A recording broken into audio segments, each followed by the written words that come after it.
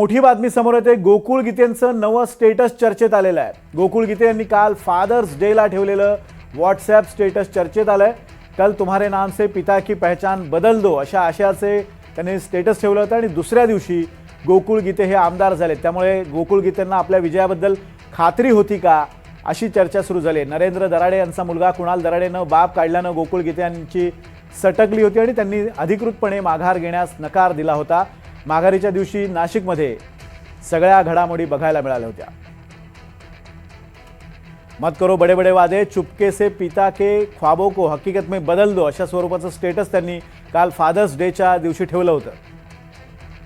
आपल्याला माहिती आहे की गोकुळ गीतेंनी एक आरोप केला होता की आपला बाप दराडेंनी काढला, त्यामुळे आपण दराडेंविरोधात बंडखोरी कायम ठेवणार असल्याची भूमिका त्यांनी घेतली होती। शेवटच्या दिवशी सुद्धा ज्यावेळेला त्यांनी या निवडणुकीतून माघार घेत असल्याचं सांगितलं होतं, आपण जरी प्रचार थांबवणार असलो तरी सुद्धा माघार घेणार नाही असं त्यांची भूमिका होती। प्रांजल कुलकर्णी आपले प्रतिनिधी या संदर्भात बोलतात। प्रांजल, कालच त्यांनी हे स्टेटस ठेवलं होतं, याचा अर्थ गोकुळ गीतेंना कुठेतरी आपल्या विजयाबद्दल प्रचंड विश्वास होता। काय अपडेट्स आहेत, काय प्रतिक्रिया आहेत?